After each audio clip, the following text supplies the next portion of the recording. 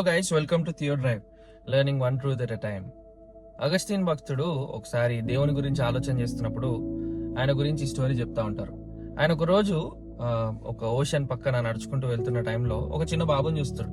ఆ చిన్న బాబు ఏం చేస్తా ఉంటాడంటే ఓషన్ లో ఉన్న నీళ్ళన్నీ తీసుకొచ్చి ఒక చిన్న పిట్ లాగా, ఒక చిన్న గుంతలాగా తవ్వి ఆ గుంతలో పోయడానికి ట్రై చేస్తూ ఉంటాడు. అగస్టిన్ భక్తుడు అడుగుతాడు, నాన్న ఏం చేస్తున్నావు అంటే ఆ బాబు అంటాడు, I'm trying to fill the ocean in this whole అని అంటాడు.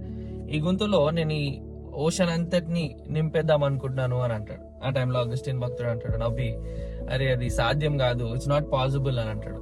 అట్లాంటి టైంలో ఆ చైల్డ్ ఏం రిప్లై చేస్తాడు అంటే, so is it with a human mind, a finite mind cannot fully comprehend the infinite God.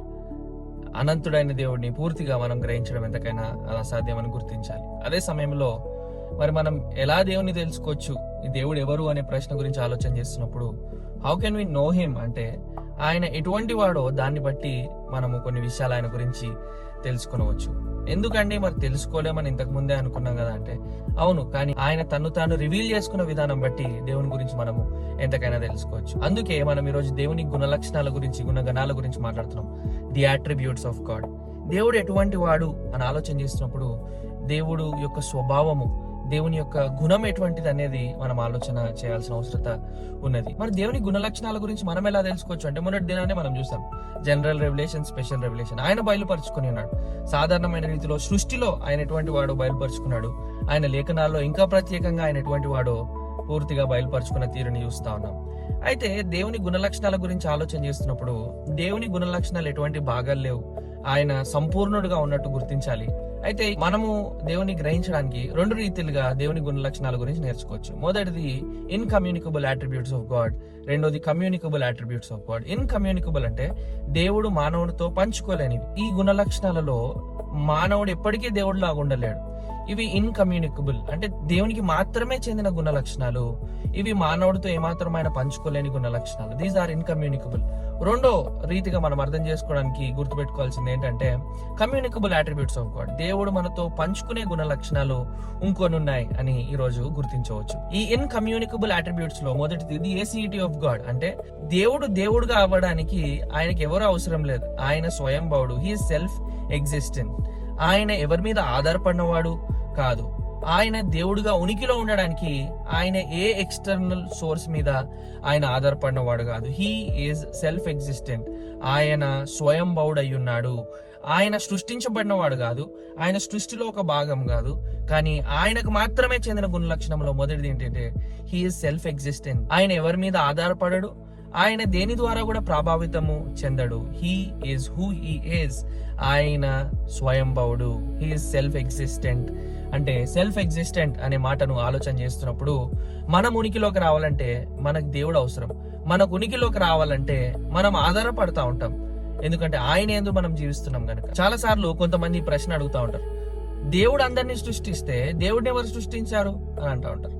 సాధారణంగా గుర్తించాలి ఏంటంటే దేవుడు సృష్టించబడేవాడు కాదు, దేవుడు స్వయంభవుడు. He has no end Nar beginning, he exist by himself. ఆయన స్వయంభవుడుగా ఎవరి మీద ఆధారపడకుండా ఆయన ఉన్నాడు అని మనం ఆలోచన చేయాల్సిన అవసరం ఉంది. ఆ గుణ లక్షణం మనకు లేదు, అండ్ ఆ గుణ లక్షణం దేవుడు మనతో పంచుకోడు. He is self existent.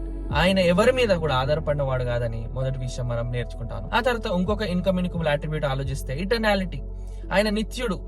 ప్రభా, నీవు తరతరముల నుండి దేవుడుగా ఉన్నావు. From everlasting to everlasting you are God. అంటే దేవుడు నిత్యుడు, అంటే దేవుడికి ప్రారంభం లేదు, దేవునికి అంతం లేదు. దేవుడు మానవుని సమయ పరిమితిలో ఆయన లేడు. సమయము మనకున్నది. నిన్నటి దినాన చూసినట్టుగా ఆయన హీఈస్ ఇటర్నల్. అది ఇన్కమ్యూనికబుల్ అట్రిబ్యూట్ కింద వస్తున్నట్టు చూస్తా ఉన్నాం. అదే రీతిగా మనం ఇంకొన్ని గుణ లక్షణాలు కూడా గుర్తు తెచ్చుకోవచ్చు. ఆమ్నిపోటెంట్, ఆయన సర్వశక్తిమంతుడు. ఆమ్నిషియంట్, ఆయన సర్వమును ఎరిగి ఉన్నాడు. ఆయనకి మించిన జ్ఞానం లేదు. ఆయన భవిష్యత్తుని చూసి ఏమాత్రం కూడా ఆయన నేర్చుకోడు. అండ్ ఆమ్ని ప్రెజెంట్, ఆయన చేరలేని, ఆయన ఉండలేని ప్రదేశం అంటూ ఏది లేదు. ఈ గుణ లక్షణాలన్నీ దేవుడు మనతో పంచుకోడు. మనము ఒకటే దగ్గర ఉండగలుగుతాం. మనం పరిమితులతో we are limited by time, space and matter. But God is beyond that. అవి మనకు చెందిన గుణ లక్షణాలు కాదు. ఇంకొక ఇన్కమ్యూనికబుల్ అట్రిబ్యూట్ గురించి మనం ఆలోచన చేయొచ్చు. అదేంటంటే ది ఇమ్యూటబిలిటీ ఆఫ్ గాడ్. దేవుడు మార్పు లేనివాడు. దేవుడు ఎప్పుడు మారడు. ఆయన ప్రణాళికలు మారవు, ఆయన వాగ్దానాలు మారవు, ఆయన స్వభావంలో మార్పు అనేది లేదు. మానవుడు పరిస్థితుల ద్వారా మారొచ్చు, మానవుడు అనుభవాల ద్వారా మారొచ్చు, మానవుడు చాలా కారణాలు బట్టి మార్పు పొందవచ్చు. But God does not change. ఆయన ఎన్నటికీ మారడు. ఈ విషయాన్ని ఆలోచన చేస్తున్నప్పుడు నాకు ఒక వ్యక్తి గుర్తొస్తా ఉన్నాడు. ఒక రోజు ఒక వ్యక్తి నా దగ్గరకు వచ్చి, దేవుడు అంతటినీ బాగా సృష్టించి ఆయన కూర్చొని బాధపడుతున్నాడు, అయ్యో నేను ఎందుకు ఈ విధంగా సృష్టించాను, మనిషి అంతా పాడైపోయినాడు అని ఆదికాండం 6వ అధ్యాయంలో బాధపడుతున్నాడు. సో దేవుడు తెలియకుండా మనలాగానే పొరపాటు చేసి ఆయన ఈ విధంగా బాధపడుతున్నాడు అని ఆ వ్యక్తి నాతో పంచుకుంటా ఉన్నాడు. ఇంతకీ ఇలానే మోర్మనిజంలో కూడా దేవుడు నేర్చుకుంటా ఉంటాడు. ఒకప్పుడు దేవుడు మనలాగున్నాడు, పొరపాట్లు చేసుకుంటా, ఇప్పుడు దేవుడుగా అడ్వాన్స్ అయ్యున్నాడు, ప్రోగ్రెసివ్ గా దేవుడుగా మారుతా ఉన్నాడు. మనం కూడా దేవుడు ఇప్పుడు ఎట్లున్నాడో అలా మారడానికి అవకాశం ఉందని ఈ కల్ట్ గ్రూప్ లో టీచ్ చేస్తూ ఉంటారు. అయితే మనం గుర్తుపెట్టుకోవాలి ఏంటంటే, బైబిల్ గ్రంథము చాలా ఖచ్చితంగా వివరిస్తున్నాను. I the lord do not change. నేను యెహోవాను, నేను మార్పు లేని వాడను. యేసుక్రీస్తు ప్రభు నిన్న నేడు ఏకరీతిగా ఆయన ఉన్నాడు. ఆయన ప్రజలతో డీల్ చేసే విధానంలో మార్పు ఏమైనా ఉండొచ్చు, బట్ గాడ్ నెవర్ చేంజెస్. దేవుడు ఎన్నటికీ మార్పు లేని వాడు అని గుర్తించాల్సిన అవసరత ఉన్నది. God does not learn anything by looking into the future. అయ్యో ఇలా జరిగిపోయింది ఏంటి, మారదామని అనుకోడు. He orchestrates the future. ఆయన భవిష్యత్తును ఆయనే తీర్చిదిద్దుతా ఉన్నాడు, భవిష్యత్తును ఆయన రాస్తా ఉన్నాడు. యెషయా గ్రంథంలో ఉంటుంది కదా, he knows the end from the beginning. అంతం ఏదో ప్రారంభం నుంచి ఆయనకు తెలుసు. మనము అంతం వైపుగా చూస్తూ ఉంటాం, దేవుడు అంతం నుంచి ప్రారంభం వైపు చూస్తూ ఉంటాడు. ఆయన మహిమ కొరకు ఆయన సమస్తాన్ని ఆయన జరిగించువాడు. హీఈస్ ఇమ్యూటబుల్, మార్పు లేని దేవుడు. ఎంత గొప్ప దేవుడు, ఎంత శ్రేష్టమైన దేవుడు అని ఈ గుణ లక్షణాల గురించి ఆలోచన చేసినప్పుడు మనం తెలుసుకోవాలి. అంత మాత్రమే కాదు, ఆయన పంచుకోదగిన గుణ లక్షణాలు ఇంకొని ఉన్నాయి. అవేంటివి అంటే the communicable attributes of God. He shares with us. ఎటువంటి గుణ లక్షణాలు అంటే ప్రేమ. దేవుడే ప్రేమ అయి ఉన్నాడు కనుక ఈరోజు మనుషులంగా నువ్వు నేను ప్రేమించగలుగుతా ఉన్నాం. పేతురు భక్తుడు చెప్పినాడు, నేను పరిశుద్ధుడు అని కనుక మీరు కూడా పరిశుద్ధులు అయ్యండి అని చెప్పినాడు. సో ఆ పరిశుద్ధత మనం ఎలా పొందుకున్నాం? ఆయన పరిశుద్ధుడు కనుక మనము పరిశుద్ధత కలిగి ఉండడానికి దేవుడు మన కృప చూపించాడు. దేవుడు న్యాయవంతుడు కనుక మానవుడు న్యాయము జరిగించాలనే తపన కలుగున్నాడు. దేవుడు జ్ఞానవంతుడు కనుక ఈరోజు మానవుడు కూడా జ్ఞానంలో కొనసాగుతూ అనేకమైన పరిష్కారాలను కనిపెడుతున్నాడు చూస్తాను. వీటన్నిటి ద్వారా మనం ఏం నేర్చుకోవచ్చు? You can understand that we are created in the image of God. దేవుని స్వారూప్యంలో చేయబడి ఉన్నాము. ఆయన గొప్ప గుణ లక్షణాలు మనము కూడా పొందుకొని ఆ గుణ లక్షణాలు మనం కలిగి ఉన్నాము. అండ్ అవి దేవుడు పంచుకోవడానికి ఇష్టపడ్డాడు. ఆయన స్వారూప్యంలో చేయబడిన మనకు వాటిని కూడా ఇచ్చి ఉన్నాడని గుర్తు తెచ్చుకొని నిజంగా ఈ గుణ లక్షణాలలో కలిగి ఉండాలని మనం గుర్తు తెచ్చుకోవాలి. అయితే ఇక్కడ ఒక్క విషయాన్ని గుర్తుపెట్టుకోవాలి, దేవుడు మనతో గుణ లక్షణాలు పంచుకుంటున్నాడు అని మనం ఆలోచన చేసినప్పుడు దేవునికి ప్రేమ ఉంది, మనకు కూడా ప్రేమ ఉంది. కానీ దేవుని ప్రేమ గొప్పది, మనుషుల ప్రేమ కంటే 1000 రెట్లు, అంటే పోల్చలేనంత కూడా ఉన్నతమైనది. కానీ అందులో కొంచెం ప్రేమ మనం చూపించగలుగుతాం.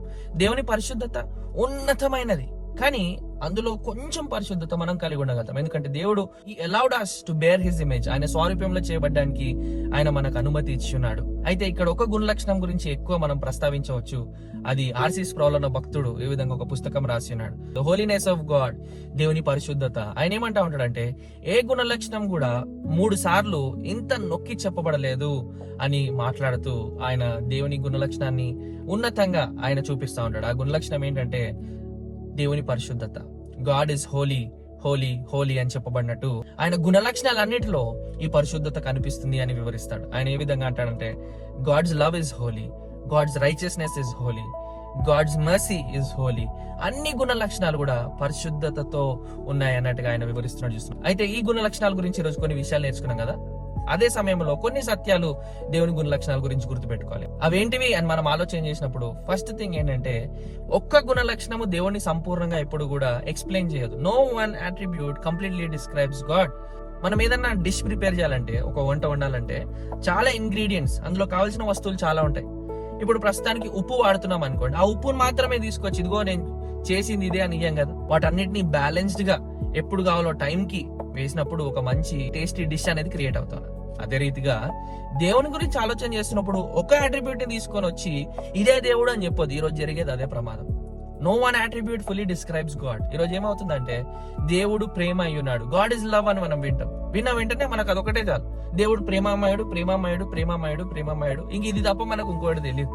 మనం గుర్తించాల్సింది ఏంటంటే, yes God is love, but God is also holy. దేవుడు ప్రేమామయుడు, కానీ అదే రీతిగా ఆయన పరిశుద్ధుడు. ఆయన ఎట్టి సమయంలో పరిశుద్ధుడు, అదే రీతిగా ఆయన న్యాయవంతుడు. ఆయన ఎప్పుడు న్యాయవంతుడో అప్పుడే కృపగలవాడు. ఆయన ఎప్పుడు కృప గలవాడు, అప్పుడే ఉగ్రత కలిగిన వాడు. సో ఒక్క గుణ లక్షణాన్ని తీసివేసి ఇదే దేవుడు అని చెప్పడానికి లేదు.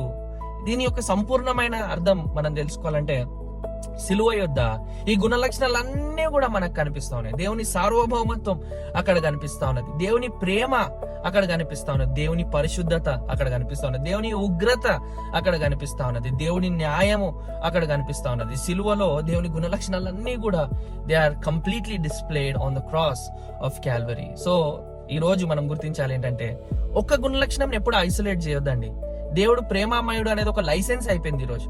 అంటే నన్ను ఏమన్నాడు? No, at the same time God is just. దేవుడు న్యాయవంతుడు, దేవుడు ఖచ్చితంగా న్యాయవంతుడు. దేవుడు న్యాయవంతుడు అని ఐసోలేట్ చేయొద్దు. God is also merciful. దేవుడు కరుణ కలిగిన వాడు, కృప కలిగిన వాడు. God is unified. ఆయన అన్ని రీతిలుగా ఏకమైనట్టు గుర్తించాలి. రెండోది మనం ఇంకోటి గుర్తుపెట్టుకోవచ్చు ఏంటంటే all of God's attributes exist equally and simultaneously. దేవుడు ఏ సమయంలో పరిశుద్ధుడు అదే సమయంలో ప్రేమ కలిగిన వాడు, ఏ సమయంలో ప్రేమ కలిగిన వాడు అదే సమయంలో సార్వభౌమత్వం కలిగిన వాడు, ఏ సమయంలో సార్వభౌముడు అదే సమయంలో న్యాయవంతుడు. సో ఈక్వల్ గా ఉన్నాయి. ఎంత పరిశుద్ధుడు అంతే ప్రేమ కలిగిన వాడు, ఎంత ప్రేమ కలిగిన వాడు అంతే ఉన్నతమైన సార్వభౌమత్వం కలిగిన వాడు. సో దేవుని గుణ లక్షణాలు అన్ని కూడా ఈక్వల్ గా, అంటే ఒక గుణ లక్షణం ఎక్కువ ఇంకో గుణ లక్షణం తక్కువ అని చెప్పలేం. అదే రీతిగా సైమల్టేనియస్ గా దేవుడు ఎప్పుడు ప్రేమమయ్యాడో అప్పుడే ఆయన మిగిలిన గుణ లక్షణాలు కూడా కలిగి ఉన్నట్టు మనం గుర్తించాలి. అది రెండో విషయం. అంటే మనం ఇక్కడ గుర్తించాల్సింది ఏంటంటే God is fully holy, fully loving, fully just. అంత సంపూర్ణంగా ఆయన ఉన్నట్టు గుర్తించాలి. ఇక్కడ మనం ఒకటి గుర్తుపెట్టుకోవచ్చు ఏంటంటే when God reveals one attribute, he does not lose any other attributes. దేవుడు ఒక విధంగా పరిశుద్ధుగా తను బయలుపరుచుకుంటే ఆయన న్యాయము, ఆయన ప్రేమ కనబడకుండా ఆయన గుణ లక్షణాలు అన్ని సమయాలలో ఆయనలో ఉన్నట్టు మనము గుర్తించాలి. నేను ప్రారంభంలో చెప్పినట్టుగా ఒక బాలుడు ఆ సముద్రం అంతటిని తీసుకొని వచ్చి ఆయన తవ్విన గుంతలో నింపాలంటే అది సాధ్యమవుతుందా? సాధ్యమవుతుంది. అదే రీతిగా దేవుడిగో ఇవే గుణ లక్షణాలు అని లిమిట్ చేసేసి ఇంతకు మించి దేవుడు లేడు అని చెప్పలేం. మనం ఇక్కడ దాకా తెలుసుకోవచ్చు. అంటే ఈ గుణ లక్షణాలన్నీ ఎలా తెలుసుకుంటున్నామంటే ఆయన బయలుపరుచున్నాడు గనుక. ఇవి ఆయనని డిస్క్రైబ్ చేస్తున్నాయి తప్పించి పూర్తిగా ఆయన గురించి చెప్పట్లేదు. ఈ గుణ లక్షణాలన్నీ ఆయనకి ఏదో యాడ్ చేస్తున్నట్టు కాదు, కానీ ఆయన ఎవరో వివరిస్తున్నాయి. మరి ఇంత గొప్ప గుణ లక్షణాలు కలిగిన దేవుడిని మనం ఆరాధిస్తున్నాము. ఆయన యోగ్యుడు, ఆయన శ్రేష్ఠుడు. ఆయనను వర్ణించలేము, ఆయనను పూర్తిగా గ్రహించలేము. కానీ ఆయన బయలుపరుచుకున్న రీతిని బట్టి ఎంత ఉన్నతమైన వాడో, ఎంత గొప్ప గుణ లక్షణాలు కలిగి ఉన్నాయో మనం చూస్తున్నాం. అట్టి దేవుని ఆరాధించుటకు మనం మోకాలు వంచుదాం. దేవా, మేము ఆలోచించే దానికంటే, మేము తెలుసుకున్న దానికంటే, మేము నీ గుణ లక్షణాలు అర్థం చేసుకున్న వాటి కంటే నువ్వు గొప్పవాడు అని మనం ముగింపులో గుర్తు చేసుకోవాలి. God is greater than the sum of all his attributes. దేవుడు ఆయన గుణ లక్షణాలు అన్నిటికంటే గొప్పవాడు. He's not limited to these attributes. He's greater than all these attributes. So finally మనం గుర్తుపెట్టుకోవాల్సింది ఏంటంటే God's attributes are unified. ఏకమై ఉన్నాయి, పర్ఫెక్ట్, అసలు పొరపాటు లేకుండా సంపూర్ణంగా ఉన్నాయి. And they are unchanging. అవి మార్పు లేనివిగా ఉన్నాయి. అట్టి దేవుని నమ్మి ఆ దేవుని ఇంకా తెలుసుకున్నటకు మనం బైబిల్ గ్రంథాలు తెరుద్దాం. ఆ దేవుని యొక్క గుణ లక్షణాలు చదువుతున్నప్పుడు మనం గుర్తించడానికి దేవుడు మన కృప చూపించను గాక. మీకు ఇంకా ఈ గుణ లక్షణాల గురించి తెలుసుకోవాలంటే mail Saladi Sam నెహమయా, I will send the attributes of God by A.W. Pink. అవి చదివితే ఇంకా మీరు ఉన్నతంగా ఆయన తెలుసుకోవచ్చు. ఆయన ఎందుకు అంత ఉన్నతంగా తెలుసుకోవాలి అంటే మనం ఉన్నతంగా దేవుని చూస్తే ఆ ఉన్నతమైన దేవునికి తగినట్టు జీవిస్తాం. ఆ ఉన్నతమైన అభిప్రాయం మన జీవితానంతా కూడా ప్రభావితం చేస్తున్నది. అట్టి ఉన్నతమైన దేవుడిని మనం కలిగినందుకు దేవుని నామాన్ని స్తుతిద్దాం.